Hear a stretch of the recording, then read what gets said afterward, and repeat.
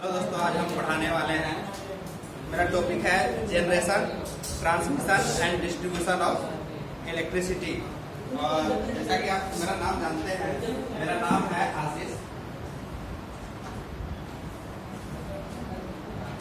और admission number है 6427।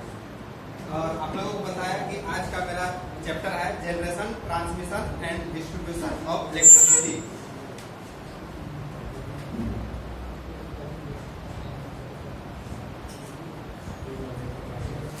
Generation, उसके बाद ट्रांसमिशन,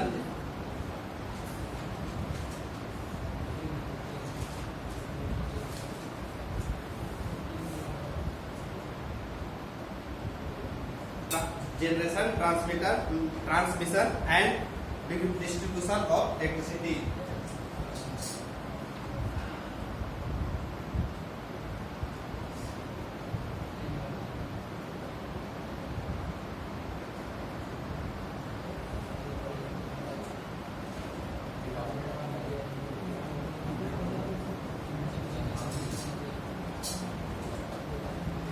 ये तो हो गया मेरा मेन आज पढ़ाने वाला generation, transmission, distribution of electricity. तो इसमें से हम लोग आज सीखेंगे टॉपिक में ऑब्जेक्टिव।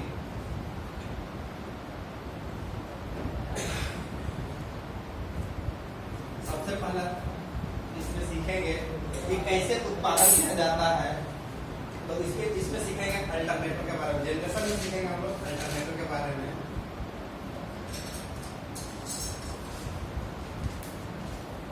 अल्टरनेटर के बाद इसके बाद यहाँ पर सीखेंगे अल्टरनेटर किस प्रकार जनरेट करता है और जनरेशन में कैसे सहायक होता है कि हम विद्युत का उत्पादन करते हैं।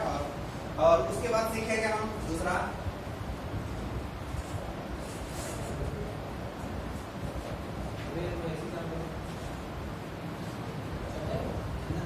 प्राइमरी ट्रांसमिशन,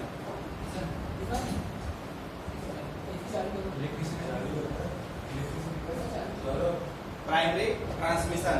उसके बाद आगे हम लोग सीखेंगे, आगे जानेंगे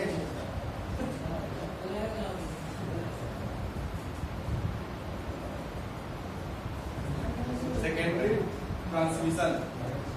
उसके बाद आगे हम इसी चैप्टर में सीखेंगे और ये आ जाएगा डिस्ट्रीब्यूशन ऑफ इलेक्ट्रिसिटी में आ जाएगा।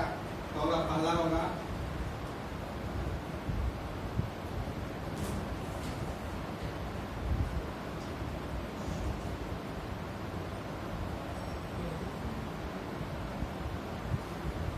Primary distribution. उसके बाद हम लोग आगे पढ़ेंगे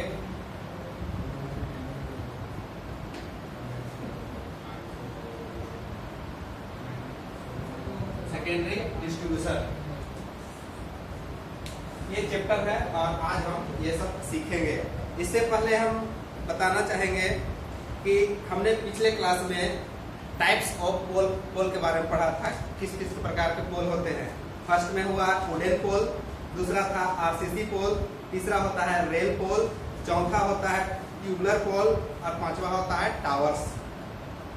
तो हमने सीखा था कि वुडन पोल लकड़ी का बना होता है, वो 6 से लेकर 9 मीटर तक का होता है।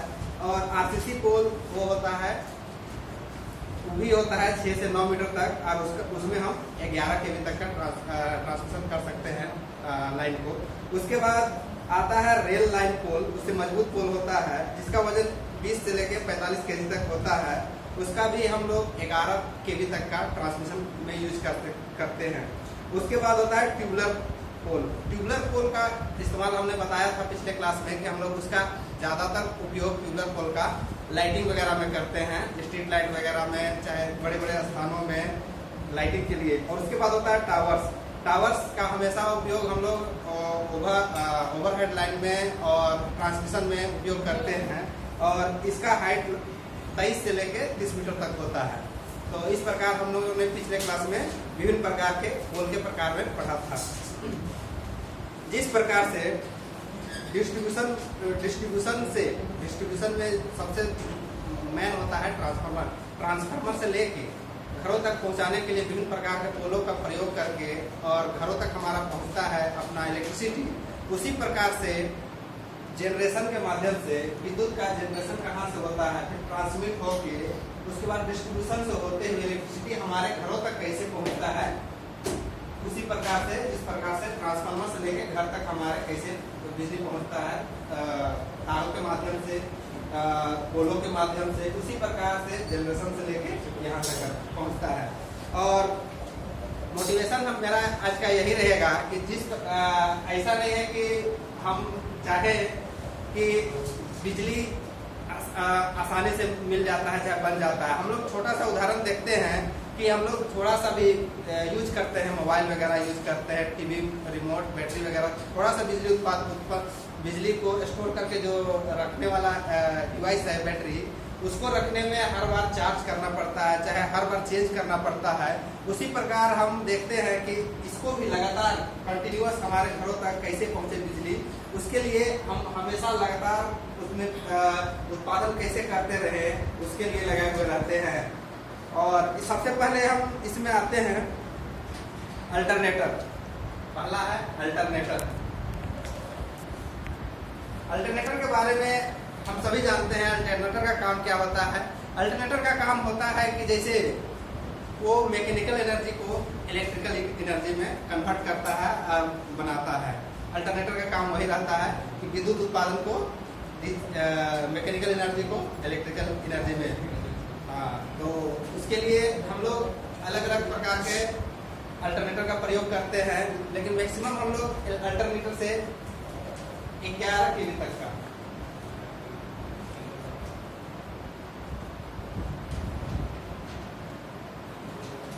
11 kV तक का विद्युत उत्पादन करते हैं।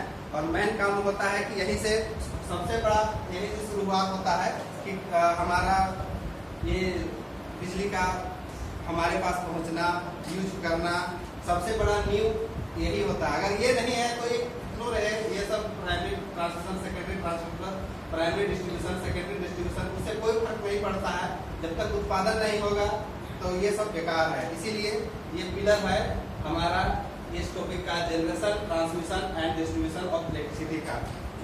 तो इसके बारे में हम लोग जानते हैं कि अल्टरनेटर बहुत ही मेन मुख्य भाग है इस चैप्टर का, कि बिना अल्टरनेटर का ये सब इमेजिनेशन करना हो ही नहीं सकता है। बिना अल्टरनेटर का कोई उपयोग नहीं है हमारे जीवन में। उसके बाद अल्टरनेटर उनकी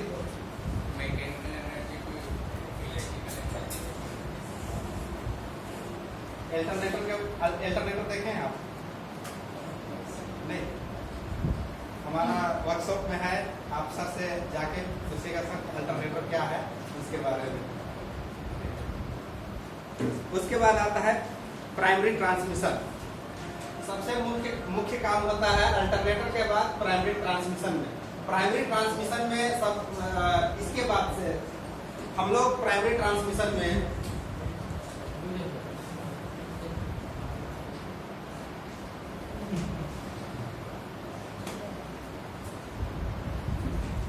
प्राइमरी ट्रांसमिशन हमें पता है कि ट्रांसमिशन करने के लिए विद्युत का जब हम ट्रांसमिशन करते हैं तो सबसे जब हम वोल्ट में करते हैं तो वोल्टेज के लिए कंडक्टर की आवश्यकता कम पड़ती है और हमारा वो सुविधाजनक होता है और भेजने में नष्ट नहीं होता है हमारा बिजली। इसके लिए प्राइमरी ट्रांसमिशन में हम वोल्टेज को 11 kV से उसको ट्रांसमिट बढ़ा के स्टेप अप ट्रांसफार्मर से प्राइमरी ट्रांसमिशन में 11 kV से 132 kV तक बढ़ा देते हैं, और जिससे कि हमारा जब ट्रांसमिट करेंगे बिजली को तो कम से कम क्षति हो विद्युत का और हमारा अच्छे से दूरी तक भेजा जा सके। प्राइमरी उसके बाद प्राइमरी ट्रांसमिशन में होने के बाद सेकेंडरी ट्रांसमिशन आता है। सेकेंडरी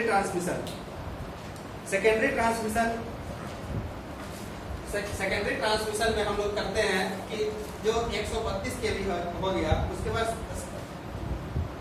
बहुत दूर तो हम उपयोग कर लिए, जिस प्रकार से देख रहे हैं यहाँ पर कि ये रहा अल्टरनेटर से तो विद्युत उत्पादन कर लिए। उसके बाद प्राइमरी ट्रांसमिशन है, प्राइमरी ट्रांसमिशन से सेकेंडरी ट्रांसमिशन तक जाने के लिए हमें बहुत ज्यादा डिस्टेंस का जरूरत पड़ता है, इसलिए हम इसको दूर तक रखते हैं और इसको ज्यादा वोल्ट में सप्लाई करते हैं। उसके बाद ये सेकेंडरी ट्रांसमिशन है।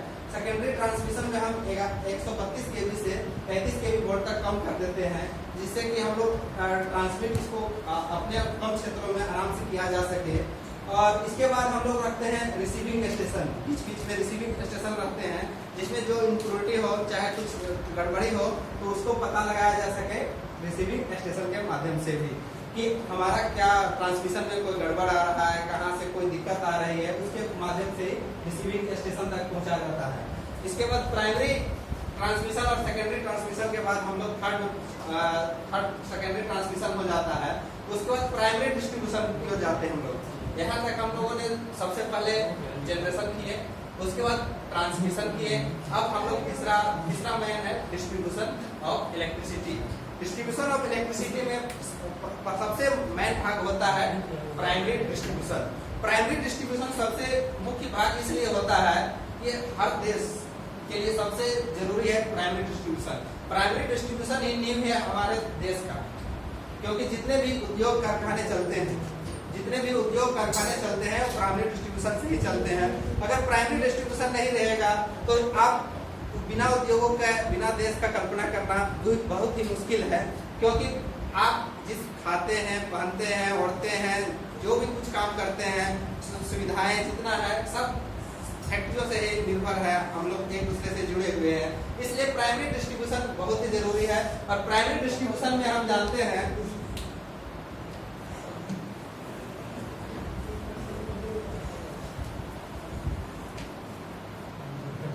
प्राइमरी डिस्ट्रीब्यूशन में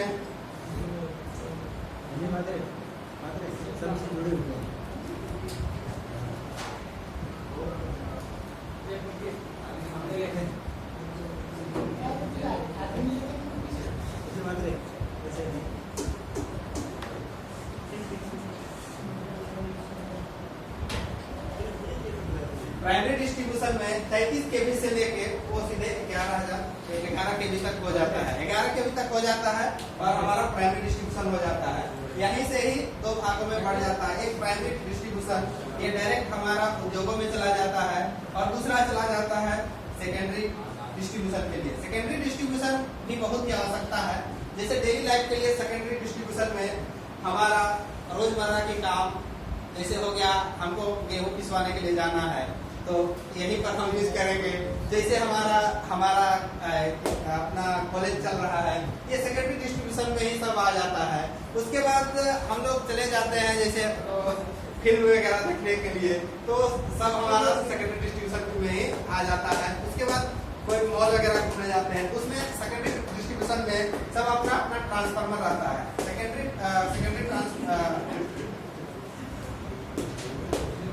ये होता है 11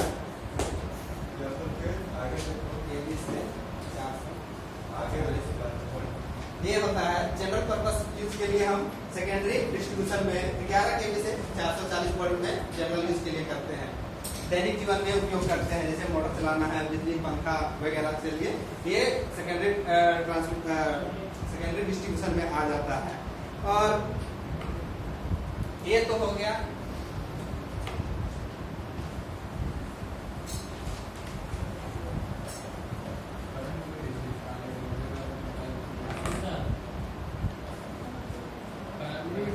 डिस्ट्रीब्यूशन में कौन सा ट्रांसफार्मर लगा है? प्राइमरी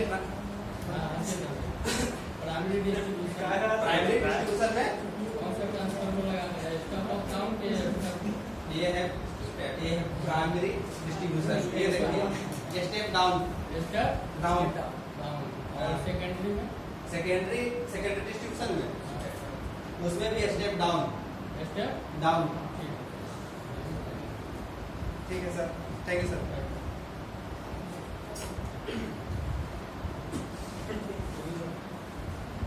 तो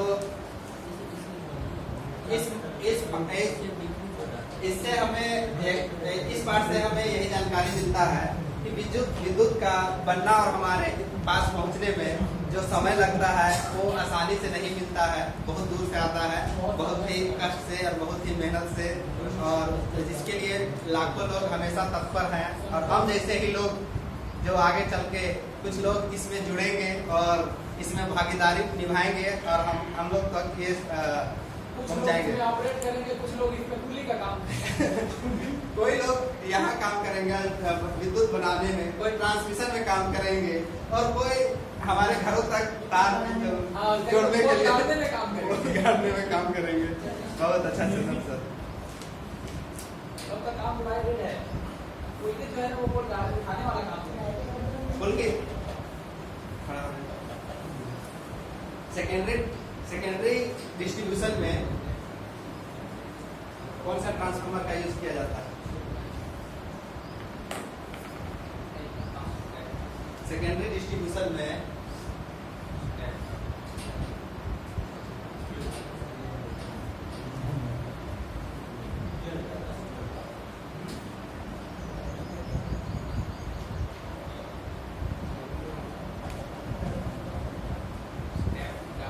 स्टेप डाउन, इससे पता चल रहा है कि ये स्टेप डाउन है। लग रहा है कंफ्यूज थे आप, बैठ जाइए। तो सबसे पहले हम लोगों ने अल्टरनेटर के माध्यम से जाना है। अल्टरनेटर पहले विद्युत उत्पादन करता है, उसके बाद प्राइमरी ट्रांसमिशन के लिए ट्रांसफार्मर पर जाता है, वो स्टेप अप करके वो हमारा सेकेंडरी ट्रांसमिशन को जो स्टेप डाउन करता है। उसके बाद फिर वो प्राइमरी डिस्ट्रीब्यूशन पर जाता है, वो स्टेप डाउन करता है। फिर सेकेंडरी डिस्ट्रीब्यूशन में जाता है, वो भी स्टेप डाउन करता है। सौरभ सर खड़े हो जाइए। इंग्लिश अल्टरनेटर से हम कितना विद्युत उत्पादन करते हैं? 11 के। बहुत अच्छे, बैठ जाइए।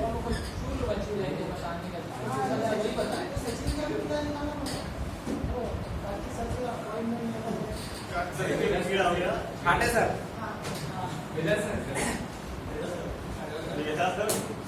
खड़े जाइए।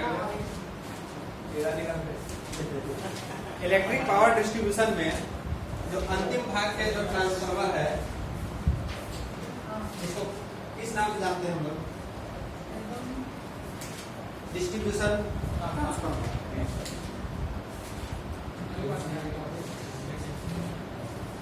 मात्रे सर खड़े जाइए। मैंने पिछले क्लास में बताया था पोल के बारे में। लकड़ी का पोल का हाइट कितना होता है? 6 से 9।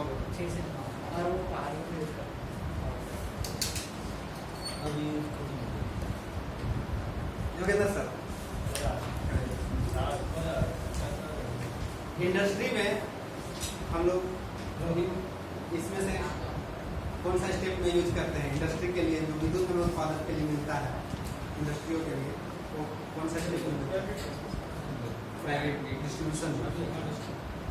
ओके बेटे।